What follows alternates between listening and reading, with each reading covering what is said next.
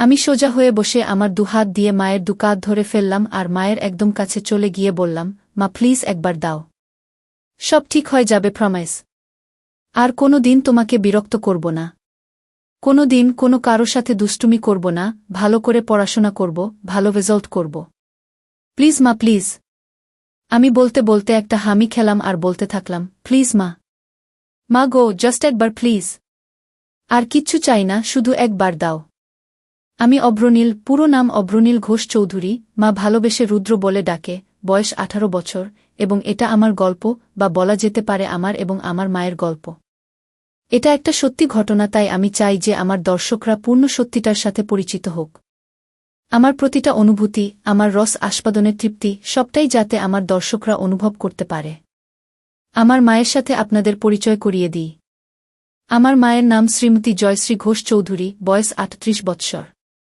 গায়ের রং শ্যামলা, কিন্তু ভারী মিষ্টি চেহারা, এবং তার থেকেও বেশি মিষ্টি ওনার হাসিটা। মায়ের মনটা ভারী সরল, তবে বুদ্ধি তীক্ষ্ণ। কিন্তু যত বুদ্ধি সব বাইরের জগতের ক্ষেত্রে। আমার বেলায় মায়ের শুধু সরলতা আর ইমোশন কাজ করে। আমার বাবা অনির্বাণ ঘোষ চৌধুরী একজন লেক এজেন্ট এবং কিছু অন্যান্য ব্যবসা করে। মাও কর্মরত। সব মিলিয়ে সংসারে কোনো রকম কোনো অভাব নেই। আমি স্কুলে পড়ি, বর্তমানে ক্লাস 9। বাড়িতে আমরা 3 জন ও আমার ঠাকুমা থাকি। ঠাকুমার বয়স 80 বছর। উনি বেশিরভাগ সময় ওনার রুমেই থাকেন এবং ঈশ্বর আরাধনায় নিজেকে মগ্ন রাখেন। আমার মায়ের প্রতি কোনো রকম কোনো দৃষ্টি শুরুতে আমার ছিল না। ছোটবেলায় সব ছেলেরা যে চোখে নিজের মাকে দেখে, আমিও সেভাবেই দেখতাম। কিন্তু আমার একটা বৈশিষ্ট্য ছোটবেলার থেকেই ছিল, মোটামুটি 12 বছর বয়স থেকে, সেটা হচ্ছে নেক ফিহেস, বা মহিলাদের গলার প্রতি এক অদ্ভুত আকর্ষণ। আর আমার মায়ের প্রতি আমার সূত্রপাত ঘটে আমার এই ফিহেসের দ্বারা। আমি শুরুতে ফেটিশ কি জিনিস জানতাম না, শুধু দেখতাম যে মহিলাদের গলা দেখতে অথবা ছুতে আমার খুব ভালো লাগত। সে বয়সে মহিলা বলতে তো শুধুমাত্র স্কুলের শিক্ষিকারা। মায়ের দিকে শুরুতে সেই দৃষ্টি পড়েনি। তখন শুধু স্কুল শিক্ষিকাদের গলা নানা বাহানায় স্পর্শ করতাম এবং তাতেই তৃপ্তি পেতাম। আস্তে আস্তে বয়স বাড়ল। বয়সের সাথে সাথে আমার পিপাসাও বাড়ল। কিন্তু নেক ফেটিশটা বা মহিলা গলার প্রতি লোভটা কিন্তু আমার রয়ে গেল। যখন আমার বয়স 18, তখন হঠাৎ একদিন আমার দৃষ্টিতে মা ধরা দিল। তখন গরমের ছুটি চলছিল। আমি বাড়িতে, বাবা বাইরে কাজে গেছেন, ঠাকুমা নিজের রুমে নিজের মনে আছেন এবং মায়েরও কোনো কারণে অফিস ছুটি, তাই মা ও বাড়িতে। সেদিন অসম্ভব গরম পড়েছিল আর আমরা সবাই গরমে ঘেমে একাকার। আমি ড্রয়িং রুমে বসে টিভি দেখছিলাম আর মা রান্নাঘরে কাজে ব্যস্ত ছিল। আমার পিপাসা পাওয়াতে গেলাম রান্নাঘরে জল খেতে। রান্নাঘরে গিয়ে দেখি মা মাটিতে বসে সবজি কাটছে। রান্নার লোক সেদিন আসেনি। রান্নাঘরে ফ্যান না থাকার জন্য মায়ের একেবারে নাজেহাল অবস্থা। পুরো শরীর ঘামে একেবারে ভিজে গেছে। তখনও আমার মনে মায়ের প্রতি কোনো পাপ চিন্তা ছিল না। আমি নির্বিকার মনে জল খাবার জন্য মায়ের পেছনে রাখা শেলফ থেকে জালের বোতল নেবার জন্য মায়ের পাশ দিয়ে মায়ের পেছনে চলে গেলাম। জলের বোতল নিয়ে আমি জল খেতে খেতে সামনের দিকে, মানে মায়ের দিকে ঘুরলাম। মা আমার ঠিক সামনে বসে সবজি কাটছিল আর আমি একদম মায়ের পেছনে। আমাদের রান্নাঘরটা ছোট। মায়ের কাছাকাছি দাঁড়ানো সত্ত্বেও এর আগেই কোনোদিন কোনো পাপ চিন্তা আমার মনে আসেনি। কিন্তু সেদিন জল খেতে খেতে হঠাৎ কি মনে হলো, একবার নিচে মায়ের দিকে তাকালাম। দেখে আমি আর থাকতে পারলাম না, অনুভব করলাম আমার ওটা দাঁড়িয়ে পড়েছে। সেদিনই তখন জীবনে প্রথমবার আমার মনে আমার মাকে নিয়ে লোভ জন্মাল। আমি ভাবতে থাকলাম, আমি আমার স্কুল শিক্ষিকাদের ক্ষেত্রে যেরকম বাহানা দিয়ে ওনাদের স্পর্শ করতাম, সেরকম একটা বাহানা করতে থাকলাম মনে মনে। এক সময় আমি মাকে বলে উঠলাম, মা বল কি হয়েছে? মা তোমার গলায় কি একটা আছে? মা আমার গলায়? আমার গলায় আবার কি থাকবে? না মা, তোমার গলায় কি একটা লেগে আছে। মা, কই, বলে মা নিজের হাত দিয়ে একটু নিজের গলাটা পরিষ্কার করার চেষ্টা করল। এদিকে আমি তো নিজেকে সামলাতে পারছিলাম না। আমি বললাম, হয়নি মা, এখনও লেগে আছে। মা নিজের ঘামে ভেজা গলা আর ঘাড় হাত দিয়ে মুছতে মুছতে বলল, এখনও আছে? কি লেগে আছে রে? আমি দূর থেকে বুঝতে পারছি না। আমাকে তোমার গলার কাছে গিয়ে দেখতে হবে। মনে হয় পিঁপড়ে বা এমনি নোংরা। আমি তোমার গলার কাছে এসে দেখব মা, কি লেগে আছে। মা, আচ্ছা থাক লেগে। আমার গলায় কি লেগে আছে না আছে তোকে দেখতে হবে না। তুই পড়তে বসগে, যা। শুধু পড়ায় ফাঁকি দেয়া। সকাল থেকে তো পড়তেই বসলি না। আমার মনটা খারাপ হয়ে গেল। ভাবছিলাম এই সুযোগটা হাতছাড়া হয়ে গেল বুঝি। কিছু একটা করতে হবে। আমি বললাম, হ্যাঁ যাচ্ছি পড়তে, কিন্তু তোমার গলায় ওটা লেগেই থাকবে? দেখতে কেমন একটা লাগছে। মা, কি এমন লেগে আছে রে?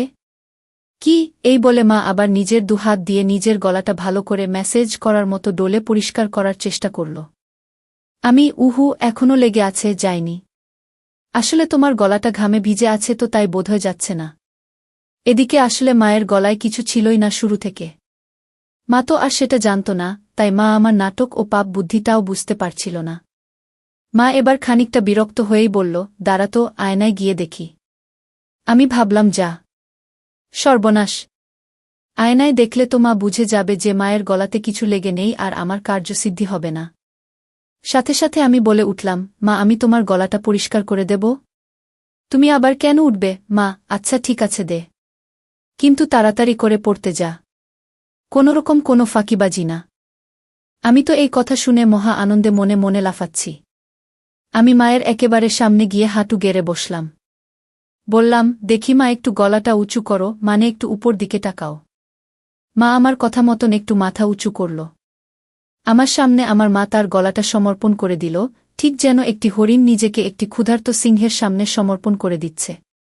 মায়ের গলায় কোনো তিল নেই, তবে দেখলাম মায়ের ডান ঘাড়ে একটা ছোট্ট বাদামি তিল আছে। গলার মাঝখান দিয়ে দুটো রেখা চলে গেছে পাশাপাশি, মানে দুটো গলার ভাঁজ আর কি। আমি কাপা কাপা হাতে মায়ের গলা স্পর্শ করলাম। প্রথমে আস্তে করে। ছুতেই অনুভব হলো যে মায়ের গলাটা কি নরম ও চামড়াটা কি মসৃণ। আমি আর থাকতে পারলাম না, আমার পুরো ডান হাত দিয়ে মায়ের গলাতে বোলাতে লাগলাম। এই সব কিছু কয়েক মিনিটের মধ্যে ঘটে গেল। মা বলল, কি রে হয়েছে? আমি, মা, আরেকটু মাথাটা উঁচু করো, তোমার গলার ভাঁজে আটকে গেছে। গলাটা পুরো স্ট্রেচ না হলে পরিষ্কার হচ্ছে না। এই শুনে মা নিজের মাথাটাকে আরও পেছন দিকে করার চেষ্টা করল। আমি মায়ের থুতনি ধরে আরেকটু উপর দিকে করে দিলাম, যাতে মায়ের গলাটা পুরোপুরি আমার সামনে মেলা থাকে। আমি তাকিয়ে একবার দেখে নিলাম যে মায়ের দৃষ্টি ওপরে ছাদের দিকে, মানে আমি সামনে। মায়ের গলা নিয়ে কি করছি মা দেখতে পারবে না। আমি বললাম, মা, আমি একটু তোমার গলার কাছে এসে ফু দিচ্ছি, যাতে তাড়াতাড়ি পরিষ্কার হয়ে যায়, ঠিক আছে? মা, আচ্ছা ঠিক আছে, যা করার তাড়াতাড়ি কর। আমার অনেক কাজ পড়ে আছে। আমি, হ্যাঁ মা, বলে একেবারে মায়ের গলার কাছে নিজের ঠোঁট নিয়ে গেলাম আর মৃদু ফু দিতে থাকলাম মায়ের সারা গলায়। একসময় থাকতে না পেরে মায়ের গলার একদম মাঝখানে একটা হালকা হামি দিয়ে ফেললাম। তারপর ভয় ভয় মায়ের দিকে তাকিয়ে দেখলাম একবার যে মা কিছু টের পেল কিনা। মা আমি কি করছি দেখতে না পেলেও আমার স্পর্শ তো অনুভব করতেই পারছিল।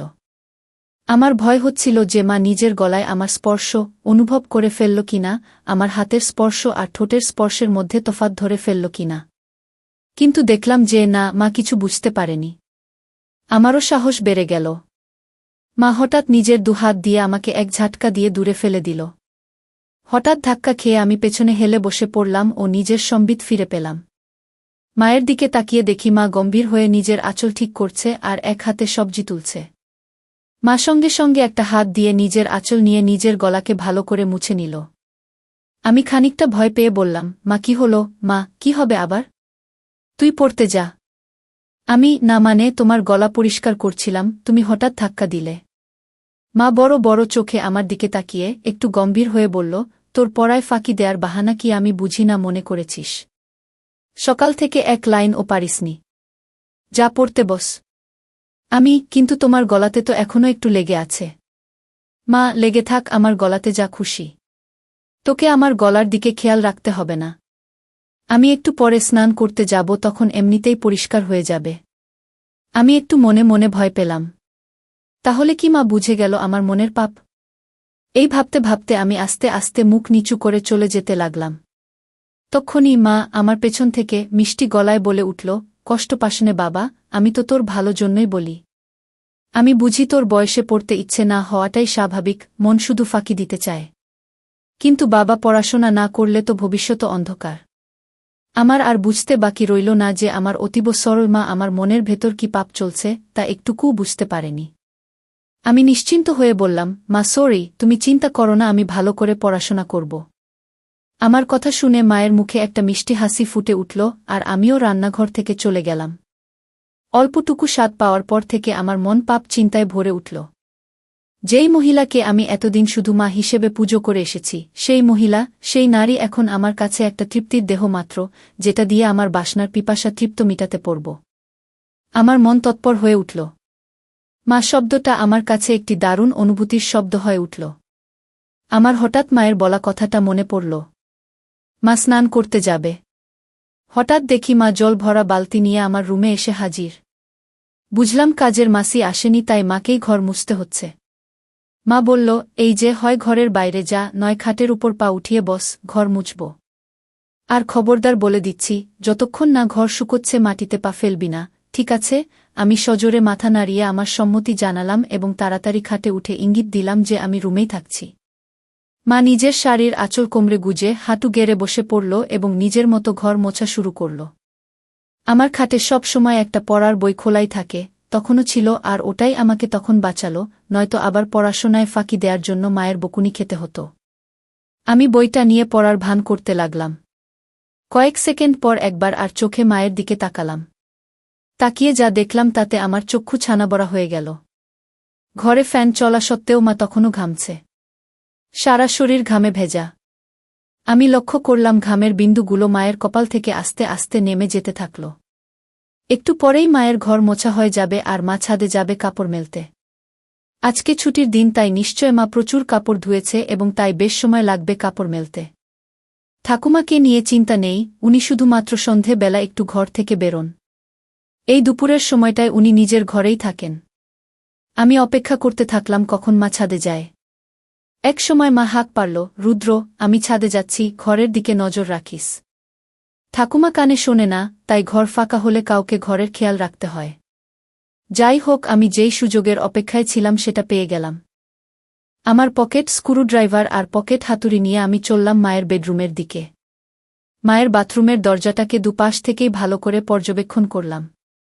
প্রথমবারে কোনো ফুটো পেলাম না। মনটা একটু খারাপ হলো। এই ভারী কাঠের দরজায় তো আর এই পলকা দিয়ে এত কম সময় নতুন করে ফুটো করা যাবে না। কিন্তু আমি আবার বিশ্বাস নিয়ে খোঁজ শুরু করলাম। অবশেষে দেখলাম যে দরজার ভেতর দিক থেকে একটা ছিদ্র শুরু হয়েছে, কিন্তু সেটা এখনও এপার ওপার হয়নি। আমি সঙ্গে সঙ্গে আমার হাতিয়ার দিয়ে ফুটোটাকে বড় এবং সম্পূর্ণ করতে লেগে গেলাম। সফল হওয়ার পর ফুটো দিয়ে দেখলাম যে পুরো বাথরুমের ভেতরটাই পরিষ্কার দেখা যাচ্ছে। আমি আনন্দে আত্মহারা হয়ে উঠলাম। আমি মায়ের বেডরুম থেকে যাওয়ার আগে ফুটোটাকে সাময়িকভাবে একটা ছোট্ট কাঠের টুকরো দিয়ে বন্ধ করে আসলাম, যাতে মায়ের সন্দেহ না হয়। এরপর অপেক্ষা করতে থাকলাম কখন মা স্নানে যায়। এক সময় মা ছাদ থেকে আসলো এবং আমি স্নানে গেলাম বলে সোজা বেডরুমে চলে গেল। মা নিজের বেডরুমের দরজা ভেতর থেকে বন্ধ করতে যাচ্ছিল, তখন আমি বিপদ দেখে বলে উঠলাম, মা, রুমের দরজা বন্ধ করো না, যদি আমার কিছু লাগে। মা, আমাদের রুমে আবার তোর কি কাজ? আমি, না মানে, দরকার তো পড়তেই পারে। তোমারও তো দরকার পড়তে পারে। হঠাৎ যদি কিছু লাগে তোমার, যেমন সাবান বা কিছু। কখন কি দরকার পড়ে কেউ বলতে পারে। বাথরুমের দরজা তো আর খোলা রাখতে বলছি না, রুমের দরজাটাকে খোলা রাখতে বলছি। আমি খানিকটা ঠাট্টা করে বললাম। মা, হ্যাঁ ঠিক আছে, তোকে ও তো পাকামো করতে হবে না। খোলা রাখছি রুম। বাড়ির দিকে খেয়াল রাখিস। আমি গেলাম স্নানে। আচ্ছা মা। মা বাথরুমে ঢোকার 2 সেকেন্ডের মধ্যে আমি মায়ের রুমে ঢুকে একেবারে বাথরুমের দরজার সামনে চলে গেলাম। স্ক্রুড্রাইভার দিয়ে খুঁচিয়ে দরজার ফুটোটার থেকে কাঠের টুকরোটা বের করতে আমার বেশি সময় লাগল না। আমার সামনে তখন আমার যত্নে তৈরি করা দরজার বড় ফুটোটা খোলা। আমার মনে হচ্ছিল যেন স্বর্গের জানালা কেউ খুলে দিয়েছে আমার চোখের সামনে। নিজেকে সামলাতে না পেরে আমি আস্তে আস্তে নিজের চোখটা ফুটোর দিকে নিয়ে গেলাম। মনে নানান ভাবনা চলছে। আমার হৃৎপিণ্ড এত জোরে লাফাচ্ছিল যেন শরীরের বাইরে বেরিয়ে আসবে। এত জোরে বুকের শব্দ হচ্ছিল যে ভয় হচ্ছিল মা না শুনতে পেয়ে যায়। ভাবছিলাম যে আজকে আমি যেটা দেখব এটা পৃথিবীর যে কোনো ছেলের জন্য নিষিদ্ধ। আমি বুঝলাম মা এখুনি বেরোবে বাথরুম থেকে। আমি সাথে সাথে ফোনের রেকর্ডিং স্টপ করলাম। দরজার ফুটোটাকে আবার কাঠের টুকরো দিয়ে যত্নে বন্ধ করে দিলাম ছুট নিজের ঘরের দিকে। নিজের ঘরে পৌঁছনো মাত্র শুনতে পেলাম মা বাথরুমে থেকে বেরিয়ে এসেছে। মনে মনে হাফ ছেড়ে বাঁচলাম। আমার মনে তখন পরম আনন্দ, যেন বিশ্ব জয় করে এসেছি। আমার মন ব্যাকুল হয়ে উঠল মাকে পাওয়ার জন্য। মনে মনে প্ল্যান ভাবতে থাকলাম, কিন্তু কোনো প্ল্যান মাথায় আসছিল না। এদিকে মায়ের অফিস শুরু হয়ে গেল। মাকে একা পাওয়ার সুযোগ হচ্ছিল না। আমার মন তরপাতে থাকল। দিনের পর দিন আমি মন মরা হয়ে যেতে থাকলাম। পড়ায় মন বসছিল না। টিউশন টিচারের কাছ থেকে আমার নামে নালিশও আসে মায়ের কাছে। মা আমাকে নিয়ে একদিন বাবার সাথে সন্ধে বেলা বসে জিজ্ঞেস করে কি হয়েছে আমার, বোঝায় ভালো করে পড়তে। কিন্তু আমি কি আর আসল কারণটা বলতে পারি, তাই চুপ করে বাবা মায়ের কথা শুনি এবং হজম করি। এভাবে বেশ কিছু দিন কেটে যায়, আমার মানসিক ও শারীরিক পরিস্থিতির উন্নতি হয় না। মা বাবাও হাল ছেড়ে দেয়, বোধহয় ভেবেছিল যে স্কুল খুললে রুটিন চলা শুরু হবে, তখন সব ঠিক হয়ে যাবে আমার। কিন্তু একমাত্র আমিই জানি আমার কিসে উন্নতি হবে। এভাবে প্রায় এক যায়। আমি আমার 15তম জন্মদিন পার করি। আমি আর নিজেকে শান্ত রাখতে পারতাম না।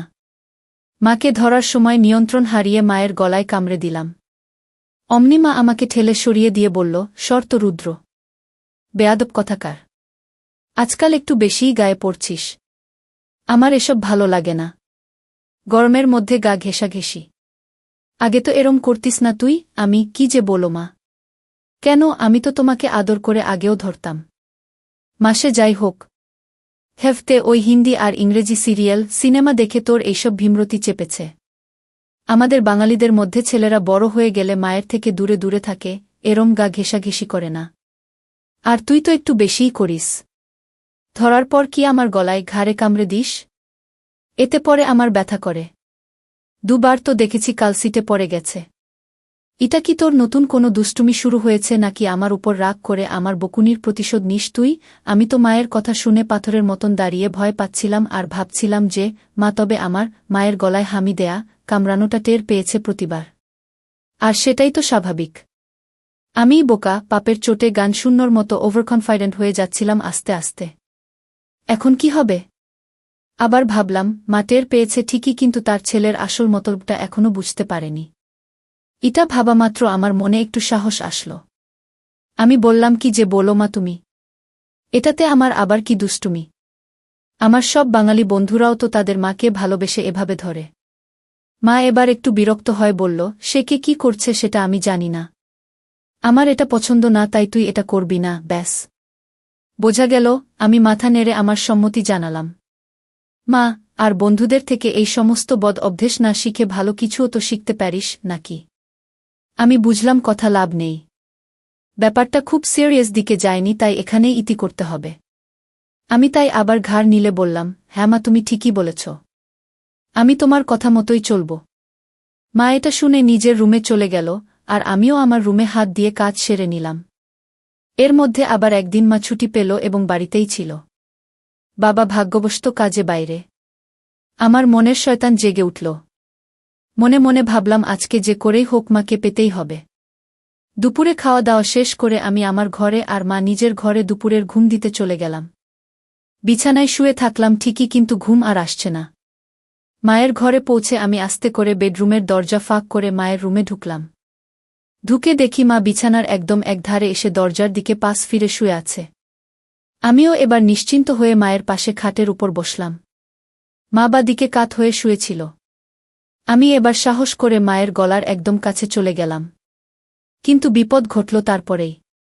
মায়ের ঘুম সাথে সাথে ভেঙে গেল, আর মা আমাকে ধাক্কা মেরে ফেলে বিছানায় উঠে বসল। মা, কি রে বাবা, তুই কি করছিলিস আমার কাছে এসে? আমি আমতা করতে করতে বললাম, কই মা, কিছু না তো। মা একটু রেগে গিয়ে বলল, কিছু না তো মানে? রুদ্র, দেখ, ভালো চাস তো সত্যি কথা বল। কি করছিলি তুই আমার এত কাছে এসে? আমি কোথায় মা? না না, আমি কোথায় তোমার কাছে ছিলাম? আমি তো তোমার পাশে খাটে বসেছিলাম। আমার আসলে ঘুম আসছিল না, তাই তোমার সাথে গল্প করতে এসেছিলাম। এসে দেখি তুমি ঘুমোচ্ছ, তাই তোমার কাছে বিছানায় সবে একটু বসেছিলাম। ভাবলাম যদি তুমি একটু জেগে থাকো তাহলে আমার সাড়া পেয়ে উঠবে। কিন্তু আমার এত সুন্দর মসৃণ বানানো গল্প মায়ের একটুকুও বিশ্বাস হল না। মা জোরে বলে উঠল, মিথ্যে কথা বলিস না। তোর গরম নিঃশ্বাস আমি আমার ঘাড়ে অনুভব করেছি। বল, কি করছিলি তুই? আমি বললাম, মা, আমি তোমার কাছে কিছু লুকোব না। আমি তোমাকে খুব ভালোবাসি, কিন্তু আমি জানি না কেন আমার তোমার প্রতি একটা অদ্ভুত আসক্তি আছে। আমার কথা তখনও শেষও হয়নি, মা আমার গালে সপাটে এক থাপ্পড় মারল। আমি প্রায় মাথা ঘুরে বিছানায় লুটিয়ে পড়লাম। মা, তোর লজ্জা করছে না রুদ্র, তোর মাকে এগুলো কথা বলতে? আমি তোর মা। তোকে জন্ম দিয়েছি। মা মানে বুঝিস জানোয়ার? হায় ভগবান, এগুলো কথা তো আমি তোর বাবাকেও বলতে পারবো না। তোর বাবা তো আর তোকে মারতে পারবে না, নিজেই হয়তো মরে যাবে।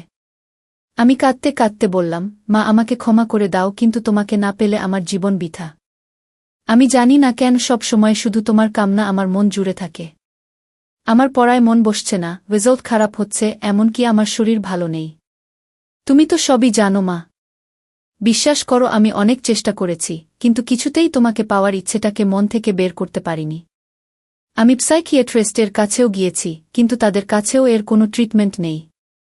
আমার অন্য কোনো মেয়েকে দেখলে এমন অনুভূতি হয় না যেমন তোমাকে দেখলে হয়।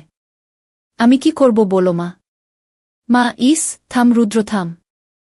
দোহাই তোকে, তুই চুপ কর। আমার কান আর নিতে পারছে না। আমি চুপ করে নিচের দিকে তাকিয়ে থাকলাম। খানিকক্ষণ পর মাকে একটু শান্ত দেখলাম।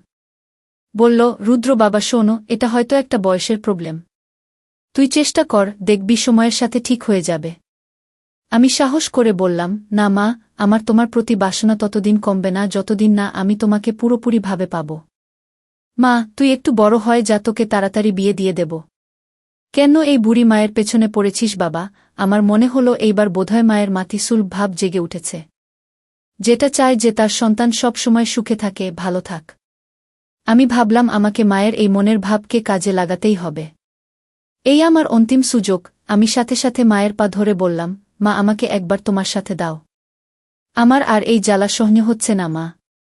মা প্লিজ। মা অল্প অল্প কাঁদতে কাঁদতে বলল, বাবা এ হয় না। আমি তোর জন্মদাত্রী মা।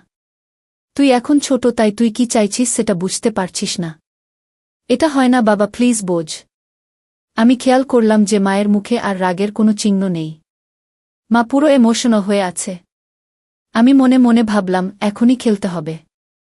আমি সোজা হয়ে বসে আমার দুহাত দিয়ে মায়ের দুকাত ধরে ফেললাম আর মায়ের একদম কাছে চলে গিয়ে বললাম, মা প্লিজ একবার দাও। সব ঠিক হয়ে যাবে, প্রমিস। আর কোনো দিন তোমাকে বিরক্ত করব না। কোনো দিন কোনো কারো সাথে দুষ্টুমি করব না, ভালো করে পড়াশোনা করব, ভালো রেজাল্ট করব। প্লিজ মা, প্লিজ। আমি বলতে বলতে একটা হামি খেলাম আর বলতে থাকলাম, প্লিজ মা। মা গো, জাস্ট একবার প্লিজ। আর কিচ্ছু চাই না, শুধু একবার দাও। মা হঠাৎ একটা চিৎকার করে উঠল। আমি ভয় পেয়ে মায়ের মুখ আমার হাত দিয়ে চেপে ধরলাম আর মাকে বিছানায় ফেলে মায়ের উপর চেপে বসলাম। মায়ের বোধহয় দম আটকে যাচ্ছিল, আমাকে ইশারা করে বলল যে হাত সরাতে। আমি আস্তে করে হাত সরালাম। দেখি মা কিছু বলছে না, শুধু চুপ করে ছাদের দিকে তাকিয়ে আছে। আমি মন্ত্রের মতো শুধু বলে যাচ্ছি, মা প্লিজ। এক সময় মা বলে উঠল, রুদ্র তুই কি কোনোভাবেই মানবি না? আমি, না মা। তোমাকে আমার চাই চাই। মা প্লিজ রাজি হয়ে যাও, প্লিজ। বোধহয় মা বুঝতে পেরেছিল যে আমি কিছুতেই মানবার পাত্র নই। মা একটা দীর্ঘশ্বাস ফেলল আর মুখটাকে আমার দিক থেকে সরিয়ে ডান দিকে ঘুরিয়ে বলল, ঠিক আছে। আমি যেন আমার কানকে বিশ্বাস করতে পারছিলাম না। এ যেন স্বপ্ন পূরণ। বুঝলাম যে মা নিজের ছেলের খুশির জন্য নিজেকে সমর্পণ করে দিচ্ছে।